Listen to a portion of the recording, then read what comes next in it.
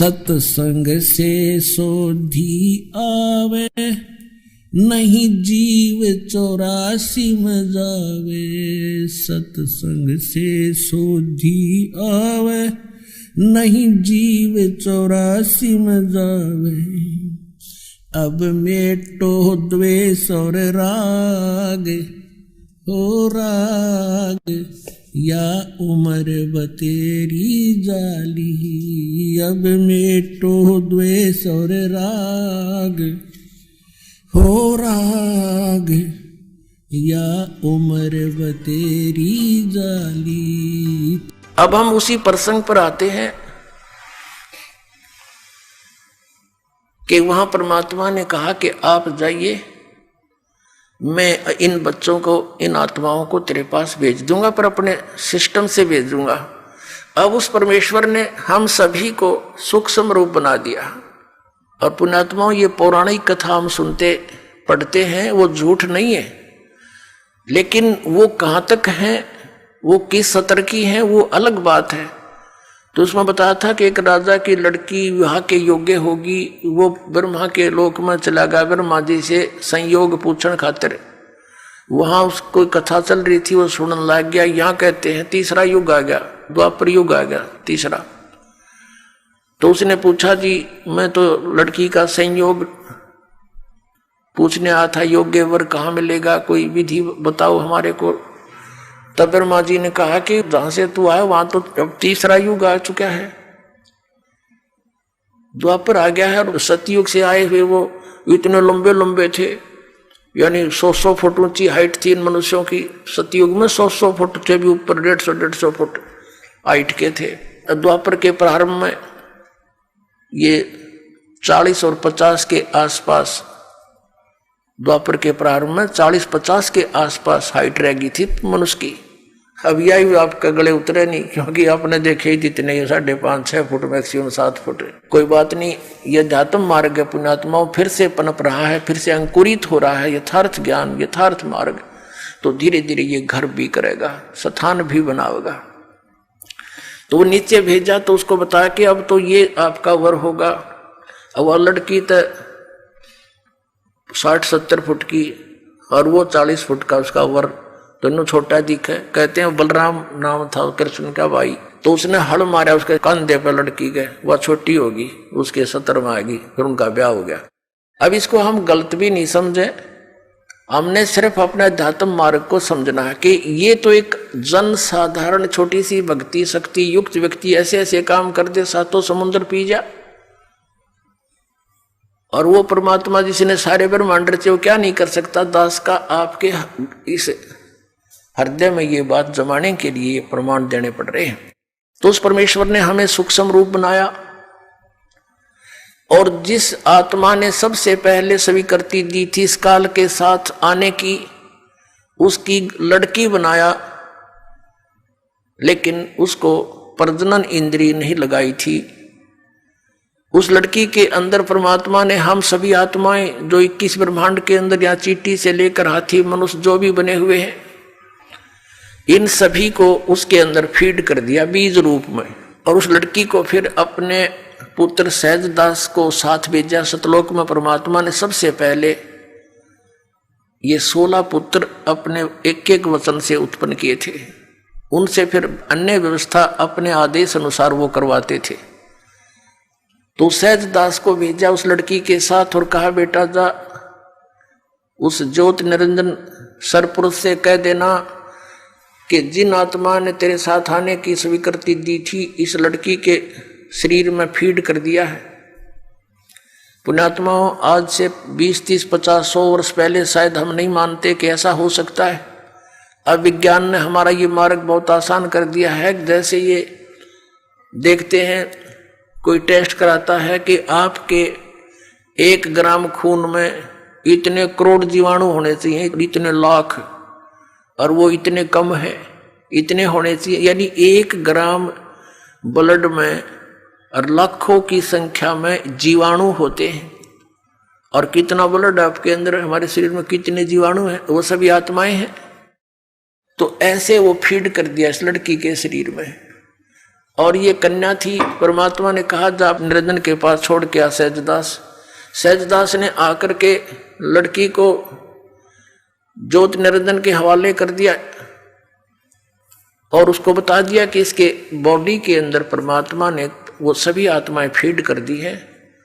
और परमात्मा ने कहा बेटी तू जितने जीव कहेगी उत्पन्न करना चाहेगी कर सकती है, जितना वो कहे उतने जीव उत्पन्न कर देना, वो नर आकार में या जैसे भी पशु पक्षी तू जैसे भी चाहेगी वो एक बार कल्पना करना, वैसे ही रूप धार कर तेरे शरीर से बाहर आते ही वो ऐसा रूप धारण कर लेंगे।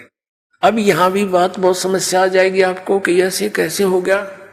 हम छोटे से जादूगर को देखा करते थे, बालक थे तब जादूगर आता था, एक मुख में छोटा सा कंचा डालता था, ये अंटे खेला कर बालक, गोली सी होती है कांच की, उनको 1 2 3 छोटी छोटी मुख में डालता था और फिर थोड़ी देर में डो करके और पत्थर काट देता। बता, वो तो एक जादूगर है, एक सिंपल।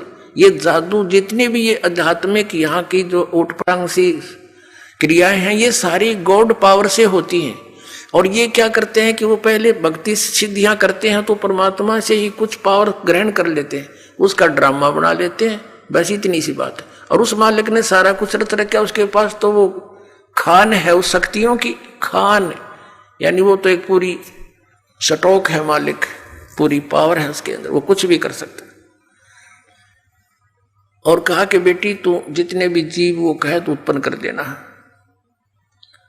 और ऐसा ही कहकर ज्योत निरंजन काल को समझाकर सहजदास लड़की को वहां उसके ब्रह्मांडों में छोड़कर वापस आ गया। अब युवा होने के कारण लड़की का रंग रूप निखरा हुआ था।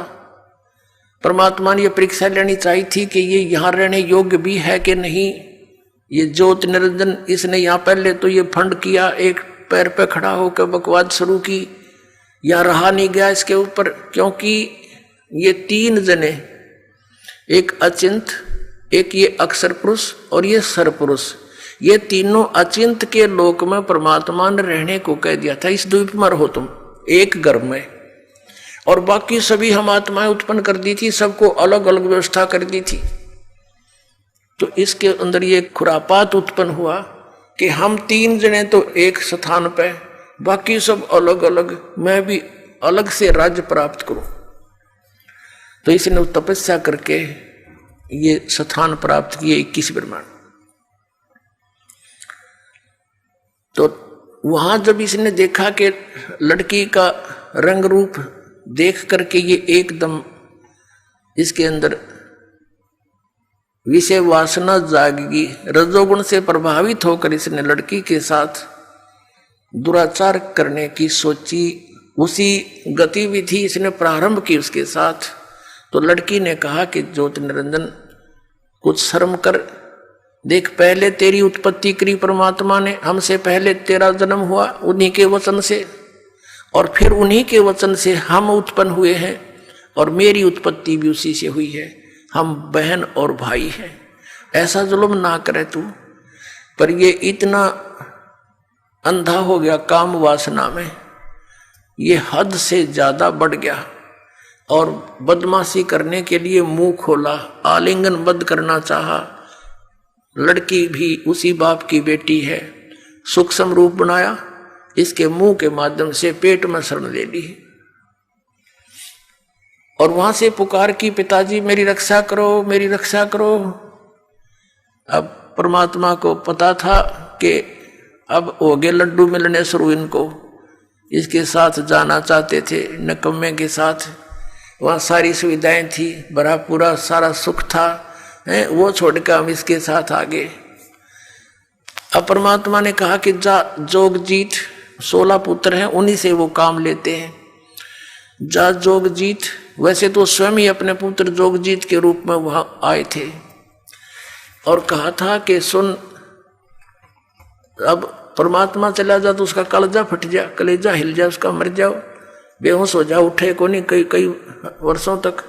तो इसलिए अन्य अपने पुत्र का रूप बनाकर, जोगजीत का रूप बनाकर परमात्मा उसके लोक में प्रकट हुए और कहा ज्योति निरंजन तूने जुल्म कर दिया, तूने यहाँ का विधान तोड़ दिया और ऐसे जुल्म करने वाले व्यक्ति को यहाँ पर यह सजा मिलती है कि आज से तू 1 लाख मानुष शरीरधारी प्राणियों का आहार करेगा और 1.25 लाख की उत्पत्ति किया करेगा। लड़की को उसके पेट से निकाल दिया और दोनों को वहां से कह दिया कि तुम निकल जाओ यहाँ से, 21 ब्रह्मांड लेकर जो तो निरंजन चला जा तुम यहाँ से। और लड़की ने भी कहा कि पिताजी मुझसे गलती होगी कि तू चली जाओ यहाँ से।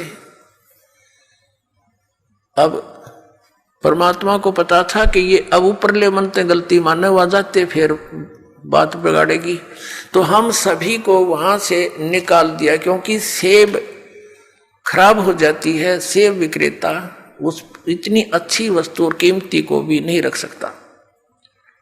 लेकिन यहाँ ये फॉर एग्जाम्पल है। अब परमात्मा का उद्देश्य क्या था कि ये वहां जाएंगे तो इनके साथ क्या बिरानमाटी होगी ये पता ही था, पहले भी आगाह किया था भगवान ने हमारे को, लेकिन हम मानने नहीं, हम इतने आसक्त हो गए थे। तो 21 ब्रह्मांड वहां से चल पड़े, जैसे विमान चलता है 16 शंख कोश की दूरी पर सतलोक से आकर ये यहाँ पर चक्कर काटने लगे परमात्मा के आदेश अनुसार। पुण्यात्माओं, दास एक जूनियर इंजीनियर सिविल की सर्विस किया करता था और वहां एक सरकारी कार्य चल रहा था कंस्ट्रक्शन का। वहां एक बहन भी मजदूरी करने आई हुई थी और उसके 2 बच्चे थे। एक तो वृक्ष के कपड़े में बांध कर लटका रखा था, वो जैसे झूला सा बना देते हैं, एक नीचे वो खेल रहा था और वो रो रही थी। हमने पूछा बहन क्यों रो रही है तू, क्या बात है? तो बहुत बुरी तरह सबक रही थी। तो उनके गांव से एक और था, उसने बताया जी ये ऐसे ऐसे। फिर वो हिचकी सी रुकी उसकी, फिर उसने बताई जी मैं बताऊंगी सारी कहानी कि मैं बहुत अच्छे धनी घर की लड़की थी और जिसके साथ मैं अपनी मर्जी से लव मैरिज करके आ गई, ये मजदूर था हमारे। और मेरे पिताजी को जब इस बात का पता चला तो उसने कहा बेटी ठीक है, हमने तो विवाह करना ही है तेरा, लेकिन जहां तू संयोग जोड़ना चाहती है यहां वहां दुखी बहुत हो जाएगी। लेकिन मेरे पिताजी की बातों का मेरा असर कतई नहीं हुआ, क्योंकि मैं तो अंधी हो चुकी थी। पिताजी के न चाहते हुए मैं इसके साथ आ गई। और अब ये क्या करता है मेरे साथ, मैं मजदूरी करती हूं और वो शराब पीता है, सारा दिन घर पे रहता है, दोनों बच्चों को साथ लाती हूं और मजदूरी करती हूं। इसलिए रो रही हूं कि मैंने अपने पैर पे आपको आड़ा मार लिया। तो पुण्यात्माओं, परमात्मा हमें यही बता रहे हैं कि तुमने अपने पैर पे आपको आड़ा मार रखा है। उस भरे पूरे परिवार को छोड़कर, वह सर्व सुख संपन्न सतलोक को छोड़कर हम यहाँ आगे इसके साथ टिंडे लेने के लिए हम मजदूरी करते हैं, ये खाता है। अब इसने स्वर्ग क्या बना रखा है, एक रेस्टोरेंट है, ये वहां का मैनेजर है, ये इंद्र आदि वहां के मैनेजमेंट करने वाले नौकर छोड़ रखे। आप यहाँ भगवान की जो सच्ची भक्ति करोगे तो आपकी कुछ पूंजी जुड़ेगी। शास्त्र अनुकूल साधना करोगे तो, शास्त्र अनुकूल साधना नहीं करते उनका कुछ नहीं मिलता, वो सीधे नरक में डाल दिए जाते हैं। छोटा मोटा पुण्य करते हो उसके आधार से स्वर्ग में कुछ समय प्राप्त हो जाता है।